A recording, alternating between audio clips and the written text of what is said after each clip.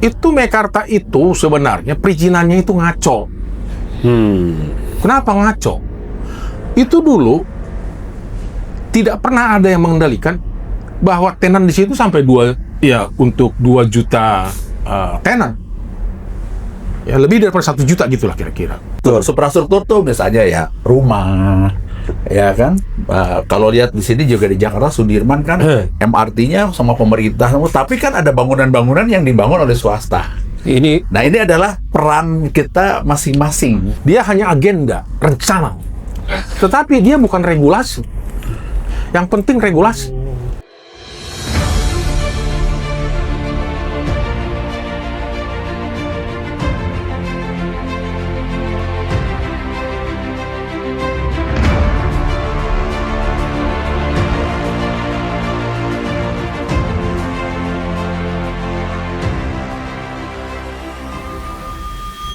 Apa kabar Bang Joni? Kabar baik Bang Ketemu Aan. lagi kita di episode ke-6. Dan episode yang luar biasa. Karena dua narasumber yang duo planolog yang dua-duanya berbahaya. pernah muda dan berbahaya. Ya, dan sudah meninggalkan rambut hitam. Dunia hitam atau Dunia hitam. Tepatnya dunia hitam. dunia hitam. Tapi mereka ini orang yang baik hati. Baik hati ya. Insya Allah. Amin. Gitu. Amin, amin ya Allah. Kita mau bicara apa Bang Aan Ya, sebagai kalau pemilik betul, acara ini? Orang planolog yang ngobrolin kota ya. Ngobrol kota ya. Jadi kita menghadirkan orang yang ahli kota. Orang yang tepat ya. Kota dibangun untuk siapa? Bagaimana seharusnya dan gimana negara hadir? Iya. Mungkin sepakat kali Bapak Mani. Saya kasih pertanyaan tepi jurang dulu. Negara tidak hadir kayaknya dalam mengemas kota ini. Iya. Ya, saya perkenalkan di seberang saya Pak Sulaiman Sunata. Sehat-sehat Pak. Beliau sekarang banyak berkecimpung di FIAPSI Pak ya. Oh iya. Saya cross check Pak sengaja. Karena ya di organisasi yang lain banyak yang menyebutnya Dewan Suro. Seperti di REI, di HUT sendiri ya ada Dewan Pakar, tapi saya lebih nyut ke Pak Eman nih Dewan Suro juga gitu. Betul Pak. Kita cerita dikit Pak. Udah puluhan tahun ya. Sudah puluhan tahun ya. Kalau di HUTS ya. Gimana? Bisa ceritakan sedikit sekarang sibuk apa sih Pak? Kalau di organisasi saya baru kemarin pulang dari Austria. Oke. Saya diminta untuk menjadi istilahnya apa ya? Perwakilan khusus FIAPSI di PBB Jenewa. Oh, Ya, kira-kira gitu ininya. FIAPSI itu apa Pak? Bisa FIAPSI penonton itu bisa tahu. bahasa Prancis, tapi kira-kira bahasa Inggrisnya tuh International Real Estate Federation. Jadi federasi real estate dunia. Nah, itu ada 70 negara. Nah, pesertanya FIAPSI itu insan-insan yang masuk FIAPSI itu banyak macam. Yang bergerak di bidang real estate. Kalau kita tahu kan penggerak real estate itu adalah orang-orang yang berusaha di bidang aset-aset tidak bergerak. Kira-kira gitu lah. Real estate, pengertian real estate. Jadi ada developer, ya kan, itu kan yang membangun. Ada juga konsultan, ada juga planner, ada arsitek, ada perbankan, ada notaris. Itu di FIAPSI itu lengkap gitu. Ya. Jadi ada broker juga, itu masuk di sana. Jadi semua insan-insan yang masuk mengelola berusaha di aset-aset tidak bergerak itu. Nah, kebetulan FIAPSI itu punya agreement dengan Ecosok. Ecosok itu koordinator lembaga koordinator dari PBB yang mengelola 50 organisasi PBB di bidang sosial dan ekonomi. Nah, dia juga punya agreement dengan hampir 5.000 LSM termasuk kayak FIAPSI ini. Oh, luar biasa nih Pak Eman ini dari Bogor untuk dunia. Ya. Sukabumi tempatnya. Sukabumi ya. Sukabumi. Jadi kita Ngeri. ada acara lah. Kalau misalnya ada tahunan kan di sana ada UNTAC, ada ILO, ada WHO. Ini kan Ecosok itu kan di Jenewa sama di New York ya, kantornya. Markas Jadi besar PBB. ya, markas besar PBB dan di Jenewa juga ada. Jadi kalau ada misalnya salah satu komisi yang membutuhkan pendapat mengenai sektor swasta perannya terhadap apapun lah, perumahan, permukiman, air bersih, ketenaga kerjaan. Nah, itu kan bisa kita hadir di sana atau juga kita membuat sebuah ulasan pertanyaannya mereka apa, atau juga kita ada Zoom sekarang ya, ada email dan lain-lain. Kita selalu diminta pandangan dari private sector. Ya. terhadap apa nih, mengenai air bersih, mengenai permukiman, mengenai macam-macam lah. Kita kan banyak sekarang yang paling fenomenal tuh adalah bagaimana Afrika itu menjadi sebuah negara yang dulunya tuh sangat terbelakang dan kelaparan, sekarang itu dahsyat. Ya. Ethiopia itu adalah salah satu contoh yang membalikan keadaan, di mana dulunya adalah tempat-tempat orang lapar, sekarang di sana sudah industrinya maju, kotanya bersih dan lain-lain. Dan itu kita salah satu yang ikut memberikan saran-saran seperti apa, bagaimana sektor swasta, bagaimana. Kira-kira gitulah ininya. Luar Jadi peran biasa, swasta. apresiasi, tepuk tangan dong. Oke, seberang yang baju putih nih. Pak Firman Napitupulu nih, banyak di birokrasi ya, banyak lama di Kementerian PU. Terus bisa ceritakan sekarang, Pak. Ngomong-ngomong katanya baru balik dari Bandung, ngapain? Habis sesuatu nih. Ya, saya memang lama di pemerintah, government ya. Iya. Tapi saya juga banyak bekerja di proyek-proyek besar. Seperti sekarang saya sebetulnya masih menyiapkan satu agenda dalam rangka tindak lanjut dulu janji kita pemerintah Indonesia untuk menyiapkan yang disebut dengan NUDP. NUDP itu masuk dalam pledge soalnya waktu itu untuk melaksanakan NUA seperti apa, kira-kira gitu. Nah, itu saya ditugaskan sebagai CPNU-nya. Dan kemarin itu ya saya menendang, kalau boleh dibilang gitu, World Bank. Saya bilang jangan lagi ikut di sini karena ya ini lembaga-lembaga keuangan dunia ini sering mendrive kita. Dan kita yang memiliki agenda itu ya namanya government kan. Takut-takut. Saya nggak peduli itu, saya usir dalam rapat. Dan ya Jadi betul nih Bang Ani, ini orang-orang yang berbahaya nih. berbahaya. Berani menendang Donald Driven lagi. Donor ya. Ya. Saya nggak suka karena begini, saya sudah lama sebelum di PU, saya juga kan orang tata ruang dulu waktu masih namanya DTKTD, terus menjadi DJPR gitu kan, terus sekarang ATR. Waktu ATR itu Pak Basuki minta, nggak kamu kesini aja katanya. Saya bilang nggak, itu harus diberesin tuh, nggak beres itu saya bilang. Dan sampai sekarang juga ATR saya selalu bilang tuh, kalau lihat di grup saya hina itu. Kalau boleh dibilang, nah ini kata-katanya udah keluar dari kata-kata hina. Maksud saya, tata ruang itu mestinya selesai. Sudah selesai. Jangan lagi dikutak-katik sampai mau direvisi segala. Jangan di tip X, jangan diubah-ubah. Iya, memang ada kelemahan di situ saya bilang. Tapi sekarang eranya adalah implementasi. Karena tata ruang itu, saya sebetulnya ditulis di sini pemerhati tata ruang ya, pemerhati lah. Tapi bukan ahli tata ruang. Karena saya bilang tata ruang selesai, laksanakan sekarang. Bicara tata ruang udah selesai. Hah? Bicara tata ruang berarti sudah selesai ya? Artinya Maksud pelaksanaan. saya, ya, laksanakan ya. Laksanaan. Jangan lagi dikutak-katik sekarang seperti itu ATR mau bikin revisi undang-undang tata ruang. Moratorium. Aneh-aneh aja. Bahkan saya diundang oleh Komite 10 DPD. Ya, seperti kita juga banyak di sini ingin kita menyiapkan RUU perkotaan. Ya, ini saya sih harus katakan, kita jangan lihat ini kita, apa sih namanya tuh, lebih kepada hasrat kita untuk sekedar memunculkan apa yang menjadi ini kita. Jangan, saya bilang. Laksanakan sudah pembangunan kota itu dengan instrumen-instrumen teknis yang sudah ada di bawah. Itu saya sampaikan waktu itu ke DPD 10 di... Memangnya sudah cukup instrumen teknis untuk hal ihwal pembangunan perkotaan kita, Pak Firman?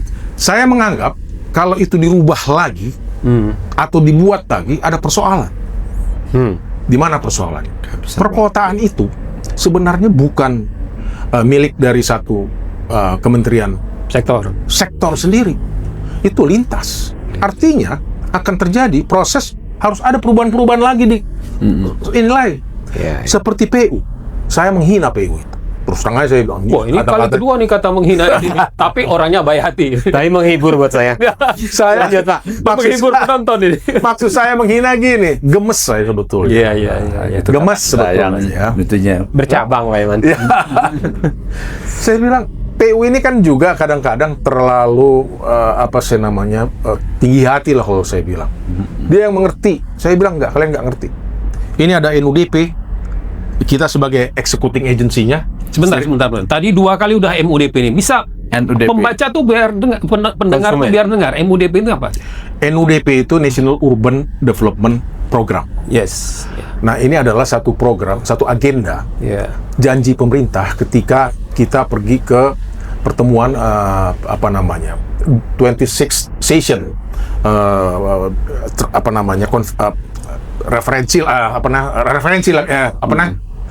pertemuan 55 negara ketika itu untuk berjanji melaksanakan NUA, New Urban Agenda. New Urban Agenda, Itu under UN, di bawah UN. di bawah UN. Iya. Ya, waktu itu kami janjinya di kantor UN memang. Yes. Gitu ya. Dan waktu itu kan juga Prepcom 3 itu kan di Surabaya PU yang menyiapkan. Kenapa PU? Sebetulnya karena PU itu punya sejarah. Sejarahnya saya bilang, saya suka ngomong sama teman-teman, ya pakai bahasa Gen Z. Apa itu? PU 1.0. Apa? 1.0. Nah, PU dulu kita itu adalah berbicara tentang KIP, Kampung Improvement Program. Jadi penataan lingkungan. Kita belajar waktu itu. Terus masuk PU 2.0. Itu bicara P3KT. Apa itu? Kita berbicara tentang berbicara tentang keterpaduan infrastruktur. Kebetulan waktu itu ada 8 sektor di bawah PU, masih gampang aturnya. Itulah P3KT. Ya. Terus yang ketiga, PU 3.0. Inilah sebetulnya harus kita lihat sama-sama kegagalan daripada pemerintah. Kebetulan saya waktu itu di situ menjadi Ikut yang gagal juga. ya ikut yang gagal. Konsepnya sebetulnya maksudnya itu adalah competitiveness. Bagaimana kota-kota dibangun kompetitif. Gitu ya. Dan inilah dipakai kesempatannya oleh siapa? Ya. Kota-kota dibangun kompetitif. Apa maksudnya itu? Misalnya Ah, seperti kita bangun itu, ada beberapa kota waktu itu kita coba mulai perankan. ini kota publik ya?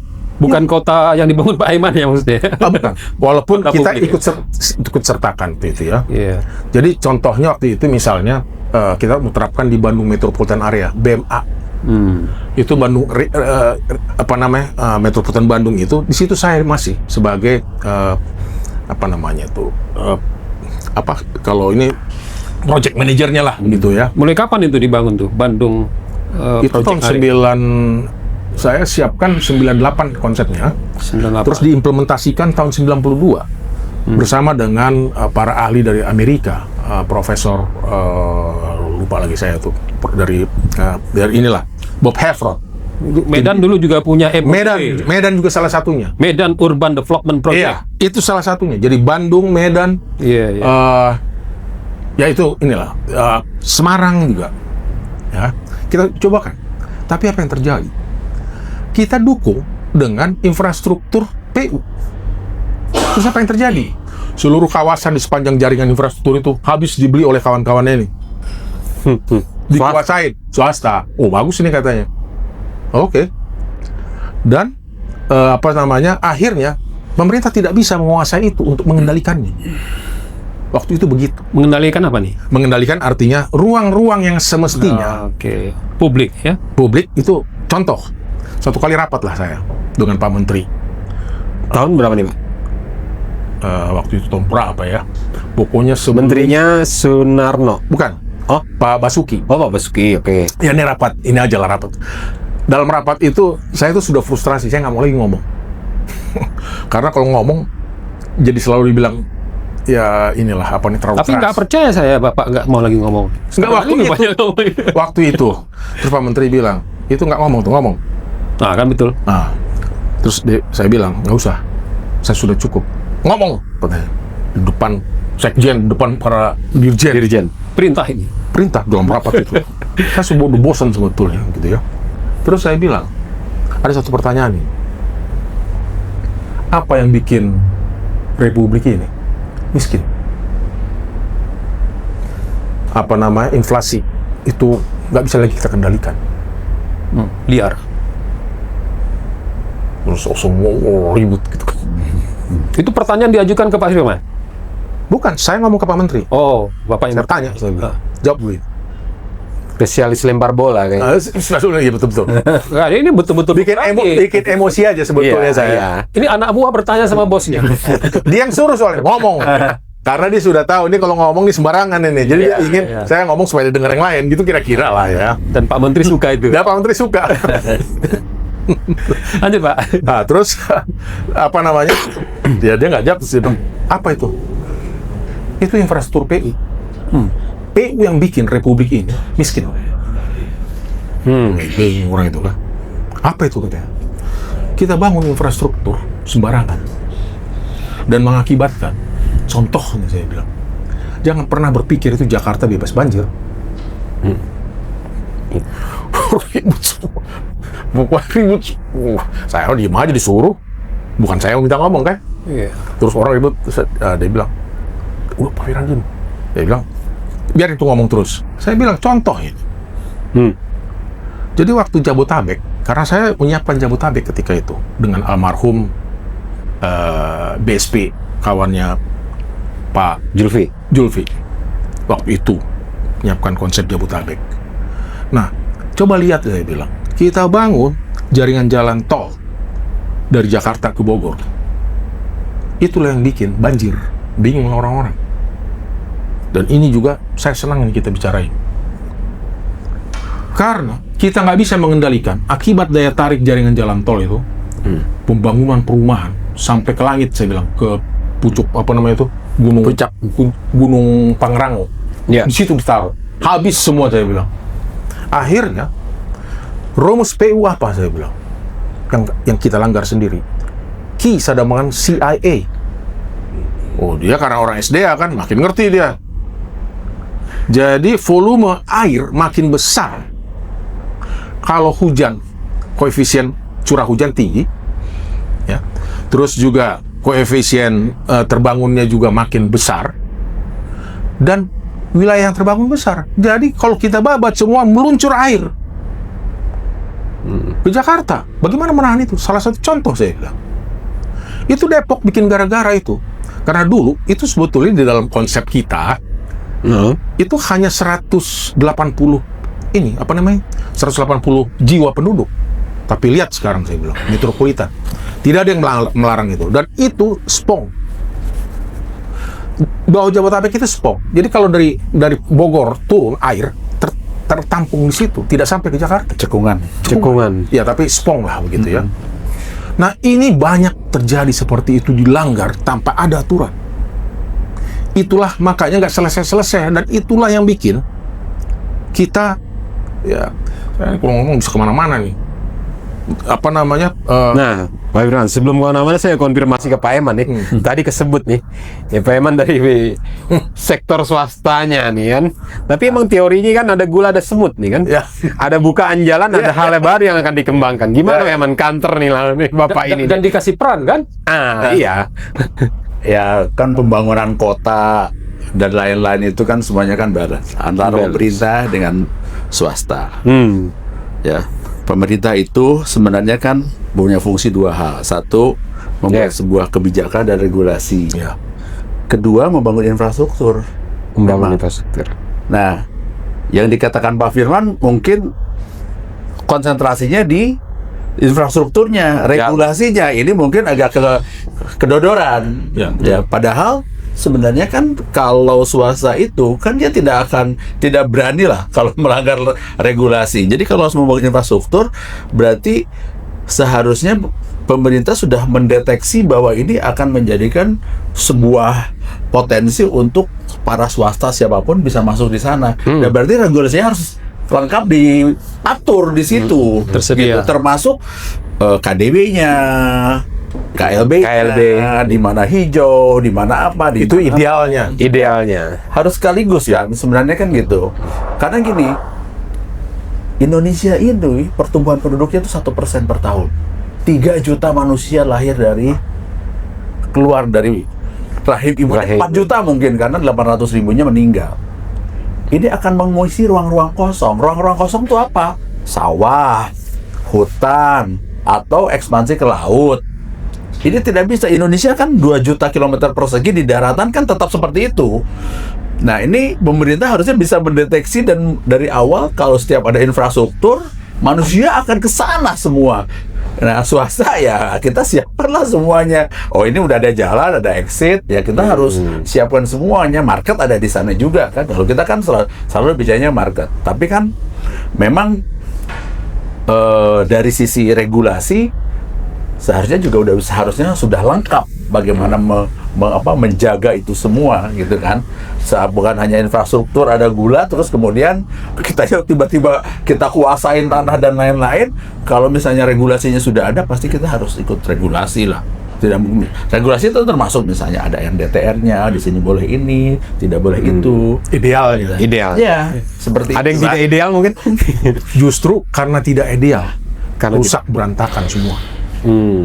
Nah itu kolaborasi, ya. Tapi semestinya kan pemerintah untuk perencana pembangunan sudah bisa memprediksi atau mempertimbangkan Mitigasi kali ya? memitigasi atau memprediksi seperti yang Pak Eman sampaikan tadi, Pak.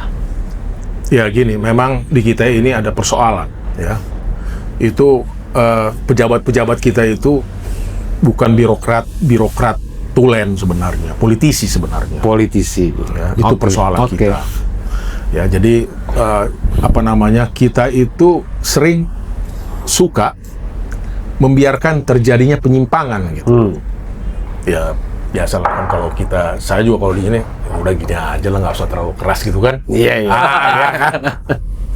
Nah, ini yang membuat menjadi persoalan sebetulnya. Contohnya apa sih? Contoh, saya buka kemarin saya ngomong di WA grup persoalan Meikarta. Itu saya bicara awal, makanya gagal sekarang.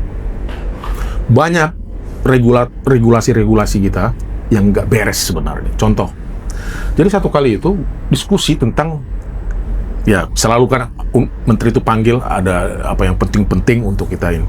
Masih dipanggil menteri, Pak? Ya waktu itu dipanggil. Waktu Enggak, itu sekarang nih masih suka nggak? kalau menteri yang sekarang mungkin sudah ada ngasih tahu, hati-hati tuh, gila itu kan. Oh. Gitu kan. Ini yang dipanggil ini soal Meikarta. Ya, bukan. Jadi waktu itu apa sih namanya? Ya Pak Bas, ini era Pak Bas nih kalau saya bicara. Pak Bas, Ya, itu Pak Bas. oke. Kalau Pak Dodi yang sekarang saya belum pernah. Ya lewat ini aja lah. Jadi waktu itu kita mengadakan rapin untuk ada permintaan air baku dari Jatiluhur itu bisa dialihkan sebagian. Kemana? Ke Meikarta. Semua mau gimana? Dia tuh orang yang saya kira menteri yang bagus karena dia juga pemikir. Dia minta pendapat. Ya saya waktu itu gitu juga karena teman-teman saya kan banyak itu yang selalu bilang lu ngomong gila lo ya gitulah kira-kira kan. Jadi saya harus pelan-pelan, saya nggak boleh ambil inisiatif, tapi biarkan saja. Kalau diminta kan, saya bilang bukan saya kan. Nah, saya diminta. Terus apa pendapat saya? Saya bilang jangan kasih itu. Biarkan itu bermatian. Jangan kasih air dari Jatiluhur. Dari situ saya boleh bilang, saya yakin makanya makin banyak orang menarik karena sumber airnya nggak ada, sedikit. Kenapa? Karena saya bilang gini, itu Meikarta itu sebenarnya perizinannya itu ngaco. Kenapa ngaco? Itu dulu tidak pernah ada yang mengendalikan bahwa tenan di situ sampai untuk 2 juta tenan. Ya lebih daripada 1 juta gitulah kira-kira. Tahu nggak saya bilang gitu? Ini ada persoalan. Itu metropolitan. Kalau sudah di atas 1 juta. Bayangkan nggak saya bilang, air dari Jatiluhur itu harus disuplai ke Cikarang itu. Ya Cikarang atau di sekitar Meikarta itu. Terus di Jakarta bagaimana? Ketika itu ada keributan. Soal apa? Harga air bersih yang dari mana itu di kita sini itu naik mahal sampai ribut. Padahal pemerintah minta supaya Jakarta ketika itu mengurangi sedotan air tanah. Air tanah. Pak Firman, itu analisis asumsi Anda atau ada studinya? Ya saya itu kan melakukan kajian Jabotabek selama ini. Bagaimana itu meletakkan, bagaimana sebenarnya, gitu. Bahkan saya kemarin itu, Jadi nggak asal ngomong ya? ya asal ngomong. Ya. Ya. Ada dokumennya malah ya? Iya.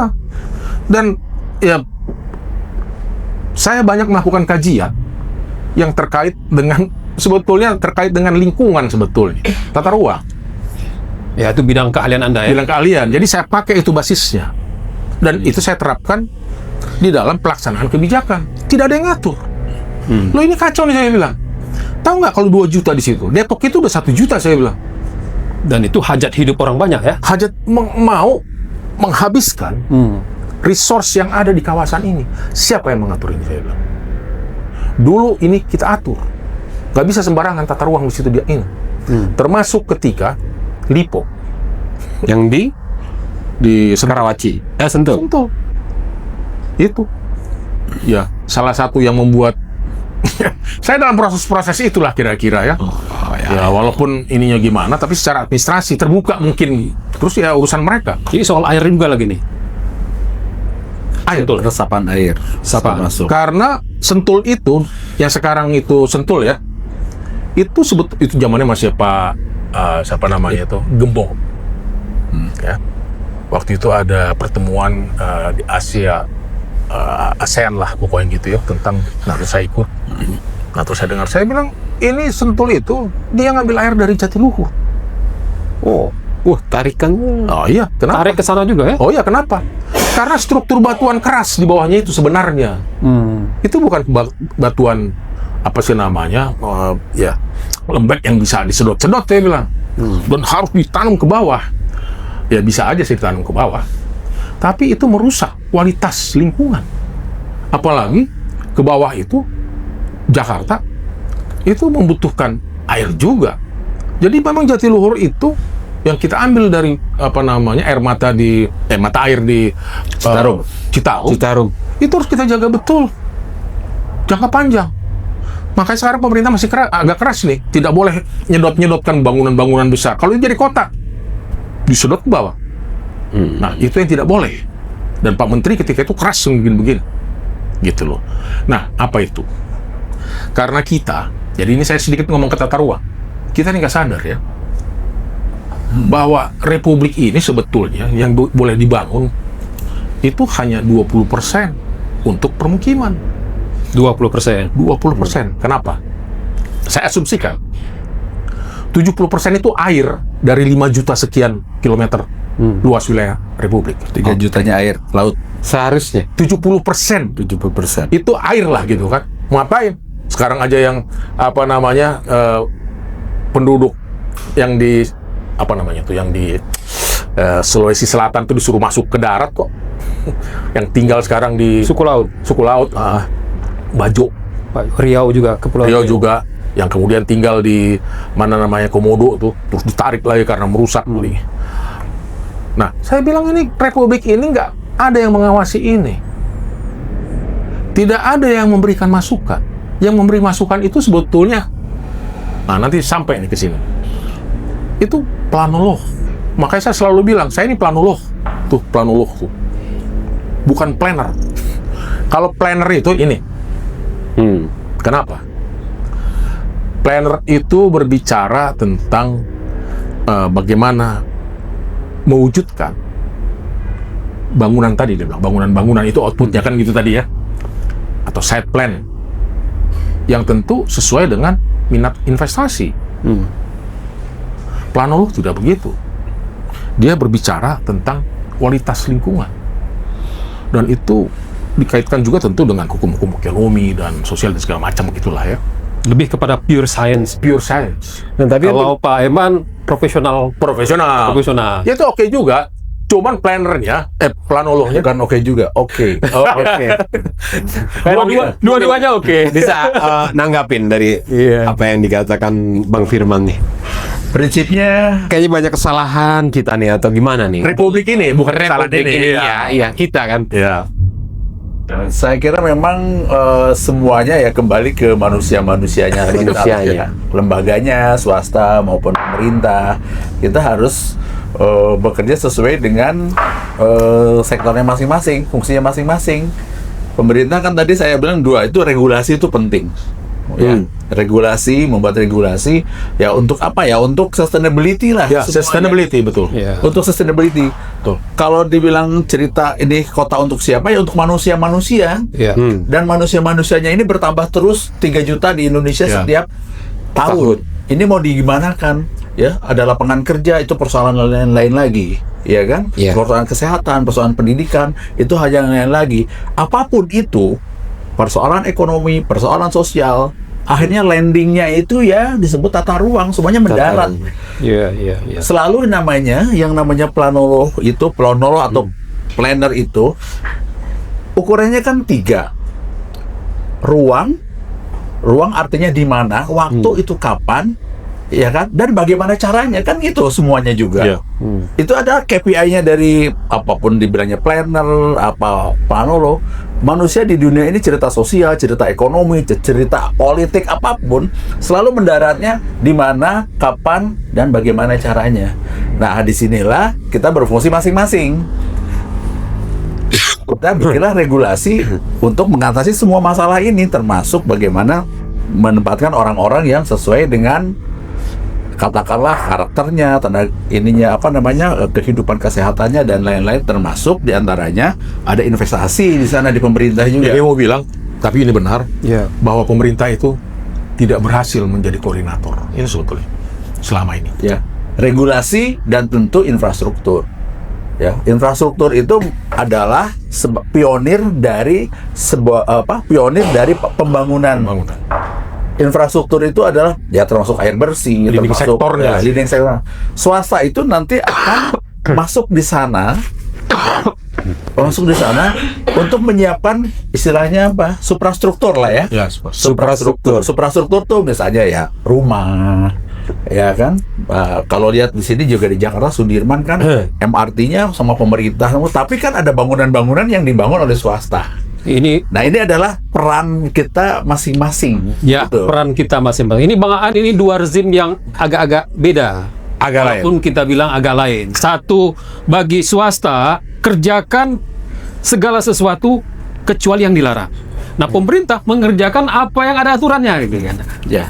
Pak Firman Aturan itu kita mengikuti aturan itu. mengikuti aturan itu. Ya. Pemerintah berinvestasi di infrastruktur Ya. plus regulasi Ya. dan kebijakan. Kita memanfaatkan infrastruktur sesuai dengan regulasi-regulasi itu. Itu kan Ya, prinsip ya, di mana-mana yang sama. Kita kan nggak berani membuat sesuatu yang di luar regulasi, dan tentu sesuatu yang emang infrastruktur itu adalah domainnya pemerintah gitu, bukan swasta. Pak Firman, kalau regulasi kan sebenarnya sudah ada. Bahkan sudah ikut ke New Urban Agenda, kita sudah ngerti, sudah ngikut, selalu hadir. Ini ketidakadaan aturan atau memang suka kali kita melanggar itu? Ini di mana sebenarnya? Kalau tadi saya kaitkan, Pak Firman bilang, tata ruang kita udah selesai, sekarang tinggal pengendalian. Bisa dijelaskan? Apakah itu ikhtiar juga? Kalau kebijakan apa sih namanya itu Perkotaan PKN ya, ya, PKN. PKN 2045. Nah. Itu kan living dokumen. Dia hanya agenda, rencana. Tetapi dia bukan regulasi. Yang penting regulasi. Bagaimana melaksanakan PKN itu? Sebetulnya bagus di PKN. Regulasi apa lagi yang Anda tuntut sekarang? Ya, regulasi itu pelaksanaan pembangunan ini, siapa yang mengkoordinasikan? Maksudnya Koordinator nih. undang-undang perkotaan atau pembangunan perkotaan? Ya, Bentuknya. itu bisa macam-macam. Jadi misalnya ini, karena kita sudah berjalan sekian lama dan undang-undang yang terkait perkotaan sudah banyak di berbagai kementerian Terserak-serak di mana? terserak-serak. Saya takut kalau waktu saya ngomong di Komite 10, kalau kita bikin lagi Komisi 10. komite DPD DPD itu RI. di ITB, itu di SAPPK. Saya diminta bicara. Saya bilang jangan itu. Karena nanti semua harus kita rombak. Kita ikuti saja. Seperti apa yang dilakukan misalnya, ambil contoh saya bilang di Singapura. Ya. Itu ada satu lembaga pengendalian pembangunan kota, dia hanya di tangan kanan presiden, bukan kementerian. Terus kita juga sebetulnya seperti itu fungsinya di Amerika juga ya, walaupun itu kementerian, tetapi sebetulnya dia bukan kementerian pelaksana, dia diregulasi, dia di apa lagi namanya regulasi, terus operator terkait untuk ya masyarakat lemah lah gitu ya, yang begitu-begitu. Tetapi pelaksana pembangunannya itu sudah di federal, di state. Nah itu dia hanya mengawasi itu aja. Di kita itu nggak ada. Saya tanya siapa? PU enggak. Salah kalau PU. PU hanya memang banyak ahli-ahlinya karena dari dulu dia ya lihat nih sudah belajar PU 1.0, 2.0, P3KT, terus P2KT, itu 3.0. Sekarang mau masuk ke 4.0. Apa itu? Saya bilang jangan di PU. Makanya waktu itu dalam rapat PCR NUDP yang menjadi janji kita ke dunia, jangan lagi di PU gitu. Ngaco itu saya bilang. Jadi di siapa Harusnya ini ya. tugas pembangunan perkotaan? Seharusnya seperti dulu waktu tata ruang, kita membuat semacam badan BKPRN. Ketuanya Menko Ekonomi, terus sekretariatnya Bappenas, yang mengendalikan berbagai kebijakan, dimasukkan ke dalam dokumen perencanaan, gitu ya. Dan pelaksananya di PU. Itu contoh waktu itu BKPRN selesai itu BKPRN kan sudah jadi undang-undang itu kan. Penataan ruang nasional. Ya. Badan koordinasi penataan Sekarang ruang nasional. kalau tata ruang kan kita berbicara 3 hal. Rencana, terus pelaksanaan, dan pengendalian. Rencana itu sudah selesai, saya bilang. Makanya saya katakan, itu tata ruang selesai saja sudah. Bicara itu sudah selesai ya? Kita laksanakan sekarang. Laksana itu, pelaksanaan dan pengendalian. Makanya waktu itu ya, sempat saya usulkan dan waktu di Dirjen Tata Ruang, kita membentuk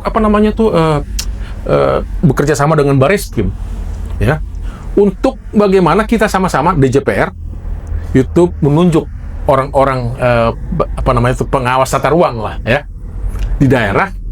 Kalau macam-macam melanggar tata ruang itu pada ketakutan semua dan sampai gubernur pun ditangkap dengan Bareskrim. Tapi apa yang terjadi? Dihapus.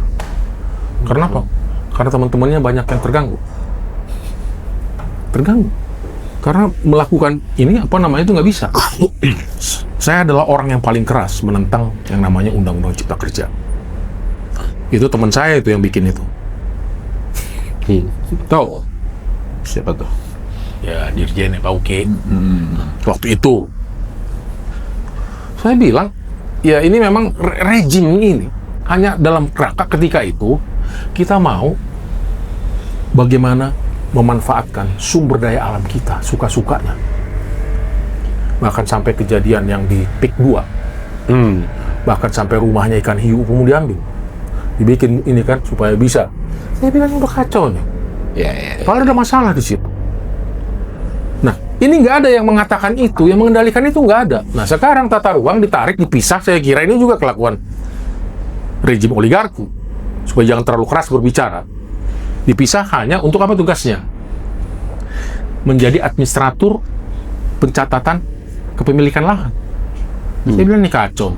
Padahal PU ada itu karena karena tata ruang yang oleh Ratu Wilhelmina ketika itu. Yang namanya PU itu adalah PCB, Planologi Centrale Bureau. Bagaimana membangun infrastruktur sebelum kemerdekaan ketika itu harus berbasis tata ruang. Mau lihat kota-kotanya? Bogor, Bandung, Medan. Itu contoh-contohnya. Jogja. Tetapi ada persoalan ketika itu. Kalau hanya membangun kota, republik ini luas. Makanya kemudian PU mulai berpikir kita bangun dulu infrastruktur. Tapi ketika infrastruktur dibangun sesuai kriteria-kriteria teknis terkait dengan topografi, ya, itu harusnya baru kita meletakkan di mana pusat-pusat pertumbuhan yang disebut dengan kota. Pak Firman, Pak Eman, di tengah kompleksitas carut marut dan banyak pengalaman yang membuat energi kita terkuras, sementara di sisi lain agenda dokumen dunia memprediksikan bahwa penduduk Indonesia bahkan penduduk dunia akan tinggal di kota-kota Di 2045 ya. di 2045. Saat Indonesia mencanangkan Indonesia emas akan menjadi Ya. Indonesia Ya. cemas tuh bisa tuh. Betul. Bagaimana Anda melihat kesiapan Indonesia? Cukupkah dengan PKN, Undang-Undang Perkotaan, atau sudah tepat atau tidak? Dan prinsip kota yang Yang adil mau kita seperti apa kerja. sih? Saya mau lihat ke Pak Eman dulu nih. Ya. Biar Pak Agar Firman bumi bisa tarik ini nafas dulu. dibangun, kota ini dibangun ya untuk manusianya kan? Nah, gimana Pak? Berkeadilan untuk semua. Ya. Nggak in prinsip gitu, Pak Eman. Saya mungkin harus agak backset dulu nih. Oke. Memang. Jadi saat ini kan memang ada sebuah fenomena yang disebut megatrend. Yap. Mengkota. Ya, megatrend itu adalah gejala kekuatan yang tidak bisa kita bantah, yang akan berlangsung sangat lama. Ada 5 yang kalau dibaca di koran-koran atau di Google ya. Iya. Satu, bahwa pusat ekonomi dunia itu akan berada ke Asia. Jadi Pusat ekonomi dunia akan berada di Asia. sekarang kan ada India, ada Yap. Cina, ada Iya, kemudian Jepang. Sekarang yang sudah mulai bergerak itu adalah Vietnam, Filipina. Yap. Mungkin Indonesia akan menyusul. Itu salah satu. Jadi Eropa, Amerika tuh mereka udah jangan macam-macam lah. Kembali ke regionalisasi ya. Jadi yang kedua ada persoalan shifting penduduk, population aging istilahnya. Population aging. Di kota-kota yang berada di negara maju itu udah nggak ada anak-anak yang produktif lagi, udah pada tua-tua semua. Di Jepang segala macam Ya, itu udah anak-anak muda yang produktif udah nggak ada karena mereka tidak memproduksi anak-anak lagi, gitu ya. Ya, jadi sementara di negara berkembang seperti Indonesia dan lain-lain itu kan ada istilahnya bonus demografi lah. Tapi ini juga ada persoalan terhadap bagaimana menciptakan lapangan kerja dan lain-lain. Sementara itu ada persoalan yang ketiga, yaitu disrupsi dari teknologi. Jadi banyak sekali teknologi seperti AI dan macam-macam, robotisasi dan lain-lain yang justru ini bisa berkontradiksi dengan bagaimana orang mencari kesempatan kerja. Di lain pihak lagi, resources dan iklim itu semakin menurun. Kualitasnya. Bukan, resource kita menurun resource. karena sudah Eksploitasi, ya. Makanya pemerintah saat ini juga mungkin kayak semacam bagaimana swasembada energi, bagaimana swasembada air, bagaimana lahan pertanian dipertahankan untuk makan Iya. kita. Seperti Food, energy, and water. iya, itu salah satu ya dari dan satu lagi yang paling terkoneksi dengan pembicaraan kita ini adalah kota itu akan diserbu oleh manusia-manusia sehingga kota itu bisa sampai 70% semua akan hidup di kota. Kenapa? Karena infrastruktur, fasilitas, ya. Dan jadi desa itu ditinggalkan karena apa? Mekanisme pertanian juga ada di sana, dia nggak kerja lagi di desa. Iya. Bisa jadi semuanya tuh bergerak. Dan ini adalah sebuah persoalan. Saya kira pemerintahan dari zaman dulu sampai sekarang itu kayak saya pikir akan menghadapi masalah yang seperti ini. Sama. Sama dari mulai. Nah, saya kira kita perlu hidup di zaman realistis lah ya. Ada yang sustainability program dari pemerintah seperti infrastruktur, yaitu mungkin harus dilanjutkan.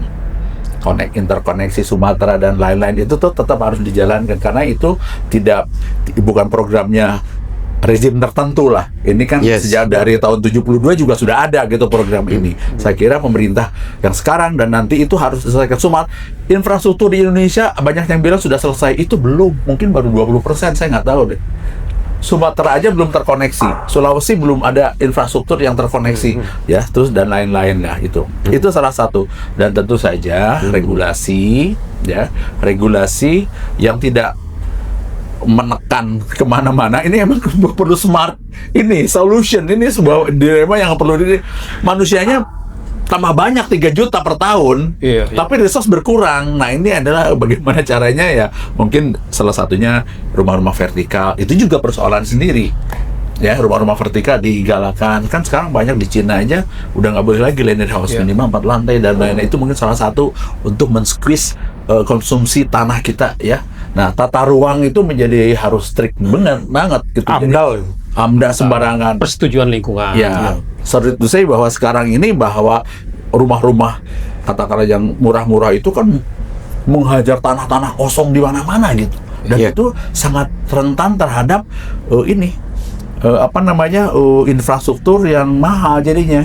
Misalnya ada 5 hektar di sana, Comot lagi. MBR, tiba-tiba kan jalannya harus dibikin. Itu seperti itu ya. Jadi tata ruang itu menjadi, katakanlah kalau orang-orang planologi bilangnya ini harus jadi panglima. Garda terdepan. Garda terdepan. Tata ruang harus menjadi garda terdepan. Siapapun perannya, swasta itu juga mengisi tata ruang. Regulasi juga pemerintah harus benar-benar berpikir keras. Bagaimana manusia 3 juta bertambah terus dan lain-lain. Saya kira itu persoalannya bukan di dalam arti pemerintahan sekarang nanti, tapi ini adalah Luar biasa, Pak. multi, ya. Iya. Jadi program-program yang harus seperti infrastruktur dan air bersih dan lain-lain, saya kira itu multi rezim lah istilahnya, multi pemerintahan dari dulu sampai sekarang maupun nanti. Itu saya kira itu harus disepakati. Cina aja membuat tembok Cina 200 abad sebelum Masehi sampai 1300 1400 sebelum Masehi. Artinya continuity, sustainability dari program yang emang itu menjadi hajat hidup orang banyak, saya kira itu harus tetap dijalankan. Sementara regulasinya ya kita harus tata lah. Kita sebagai swasta, kita akan ikut bagaimana regulasi itu dijalankan dan berkeadilan dalam arti manusia-manusia yang tambah ini kan tetap harus, kita kan memang berpeluang untuk membangun itu, ya. Itu suprastruktur mungkin tidak, pemerintah tidak perlu, suprastruktur adalah swasta yang bisa menjadi perannya, ya. Tapi regulasinya juga harus bisa menampung itu, nggak bisa dilarang juga. Ini nggak boleh, ini nggak boleh, ini nggak boleh. Manusianya 3 juta per tahun mau dikemanain kalau nggak boleh semuanya kan? Iya. Kira-kira seperti itu lah. Bang Aan, kalau sudah sampai level dunia, ketua PIAPSI memang luar biasa. Jawabannya pun beda gitu. Gimana seorang planolog merespon itu dari Bang Firman? Ya gini, tadi saya membaca, kita harus menjadi bangsa yang memang beradab. Apa itu bangsa beradab? Undang-undang dasar kita, apa dikatakan di situ? Kita harus ikutin itu. Bahwa negara bertanggung jawab untuk apa? Dan itu ada hubungan dengan kita bicarakan di sini sekarang. Mencerdaskan bangsa. Sekarang pertanyaan, bagaimana mencerdaskan bangsa? Tidak lain dan tidak bukan gitulah. Itu dimulai dengan membangun kota-kota. Kenapa membangun kota-kota? Dan pedesaan sebetulnya, permukiman. Karena undang-undang kita yang nggak pernah saya mendengar ini, diangkat-angkat lagi, Undang-Undang 1 2011. Yang kalau bapak-bapak perhatikan, itu ada turunannya PP 14 2016. Kebetulan saya di situ waktu itu menyiapkan karena saya ditugaskan ke ini. Berbunyi bahwa permukiman itu kan karakter kota dan desa di dalamnya ya. Iya. Nah, disebutkan itu di bagian menimbang dan di ketentuan umumnya lah. Yang merupakan kawasan budidaya berfungsi sebagai tempat kerja dan tempat tinggal. Kehidupan dan kehidupan sosial kayak begitulah. Nah, apa tanggung jawab kita? Ya, kita harus bisa bagaimana mewujudkan ini. Nah, dibikinlah di PP 14. Itu kita coba mengadopsi kepada kesepakatan kita ke PBB ketika itu, bahwa pembangunan kota, lingkungan hunian itu harus menggunakan prinsip-prinsip yang kita sepakati secara global. Layak huni, green, dan smart. Itu yang kita sebutkan, dan ini yang harus diwujudkan oleh pemerintah, dan itu harus didorong oleh, ya, menurut saya parah itu. Kenapa? Karena orang-orang yang disebut tinggal di kota dan di desa, di permukiman, itu tanggung jawab beliau. Beliau itu harus memfasilitasi ini terjadi, kebijakan ini, sesuai undang-undang itu. Tetapi memang ini tidak bisa sendiri. Ini harus lintas kementerian. Penduduk tidak mungkin tinggal di situ, di perkotaan, ya. Seperti sekarang kan semua ke perkotaan kan sampai habis ini. Saya ada gambarnya itu, ya. Bagaimana Jawa dari megatrend itu lagi berproses. Megatrend. Jawa bagian barat itu sudah merah semua. Iya. Ketika saya waktu itu melakukan kajian dengan Merah artinya apa tuh? merah Ini itu bukan sudah merah perkotaan. politik ya, ini Bukan, merah tata ruang ya. perkotaan semua. menggunakan basis yang namanya FUA. FUA itu Functional Urban Area yang sekarang diganti dengan derajat pembangunan dengan habitat yang sekarang. Ya, tapi kira-kira seperti itu.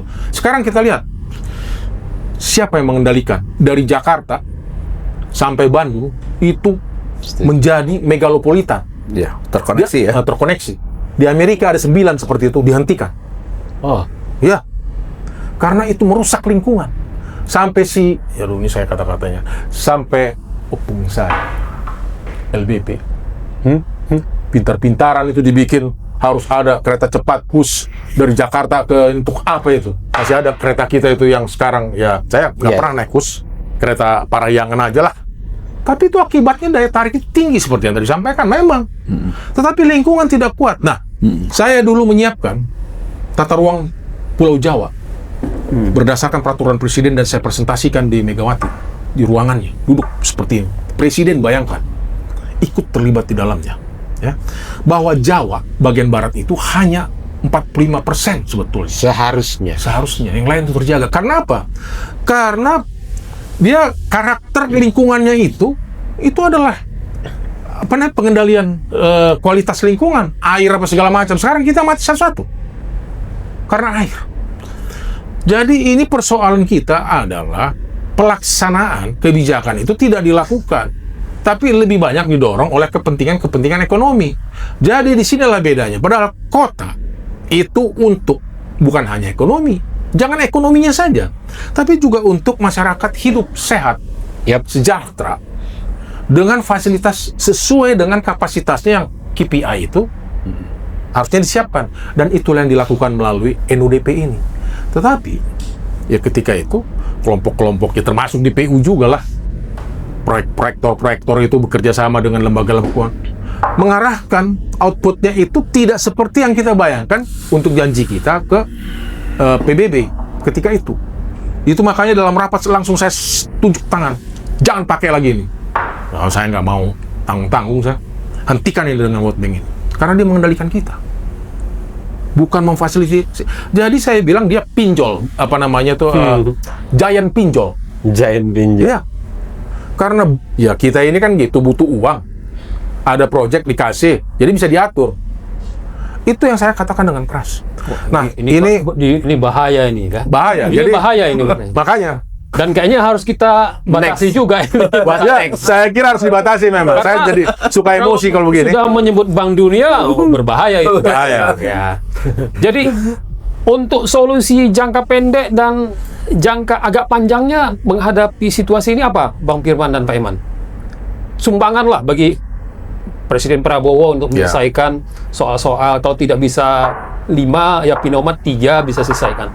Apa saran Anda untuk pemerintah? Dan tambahan dari saya, terlepas itu swasta yang merubah wajah kota sih. Si A masuk ke sana akhirnya berkembang di sana. Ya. Silakan. Ya sebenarnya gini, swasta itu kan sebetulnya pelaku ya, yang bisa sebenarnya kita arahkan gitu loh. Tapi karena swasta ini juga kan, mereka kan memang ininya seperti itu ya, spiritnya ya. Gua harus untung lah, tak bagaimana caranya gitu kan, masuklah. Para sisi bisnis harus ada. Ya, sisi bisnis. Itu harus. Saya kira kalau nggak bisa dong, nggak menguntungkan. Makanya sekarang itu di dalam pekerjaan NUDP yang kita ini kan, kita pun mulai mengusulkan bagaimana creative financing. Nah, kebetulan ini belum selesai nih, ya. Dan itu bagus sekali sebetulnya yang sedang disiapkan dalam NUDP ini, tapi kucar-kacir kayaknya. Nah, jadi sebenarnya menurut saya memang kita harus strict kepada aturan. Dan itu harus ada yang melaksanakan. Jangan dibiarkan. Kalau di Amerika ada yang namanya APA, Environmental Protection Agency. Jangan coba-coba. Bangkrut langsung. Bangkrut langsung. Perusahaan itu yang melanggar-langgar. Nah, ini yang harus diterapkan. Semacam pengawas obat dan makanan ya kalau di. Iya, betul. Di sana. Nah, ini untuk pelanggar tata ruang. Iya. Dulu itu pelanggar dari izin lokasi, IMB. Kalau sekarang namanya KKPR, apa saya nggak ngerti itu. Tapi itu masalahnya dalam rangka Omnibus Law itu. Ya, kata kuncinya adalah penataan ruang sudah selesai. Sekarang saatnya pengendalian dan pengawasan. Pengawasan itu intinya sebetulnya. Pak Iman, jangan lagi ini kan. Setuju sekali.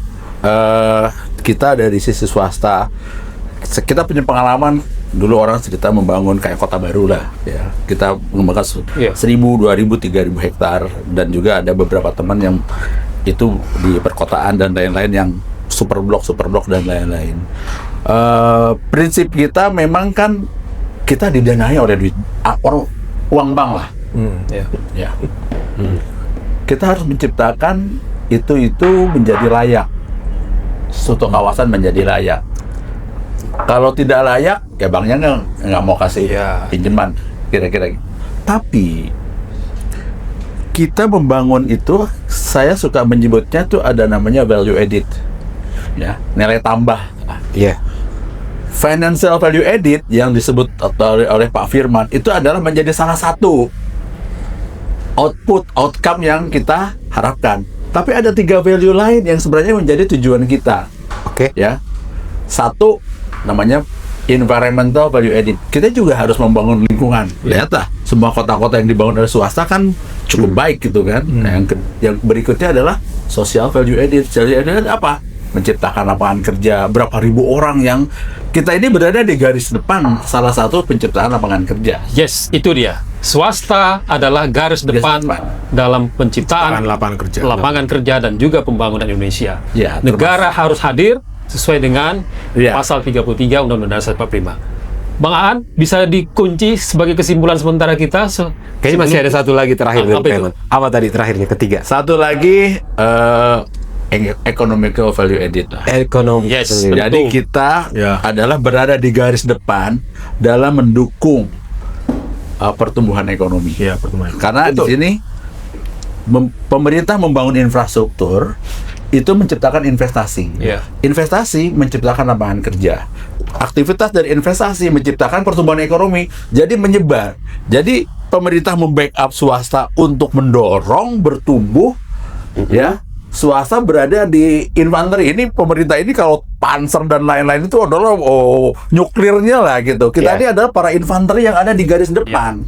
Jadi kita harus dilindungi adalah untuk menciptakan lapangan kerja tadi, lingkungan yang lebih baik, ya, pertumbuhan ekonomi, sosialnya juga lebih baik, financial value added itu sudah harus dipastikan karena kita pakai duit bank.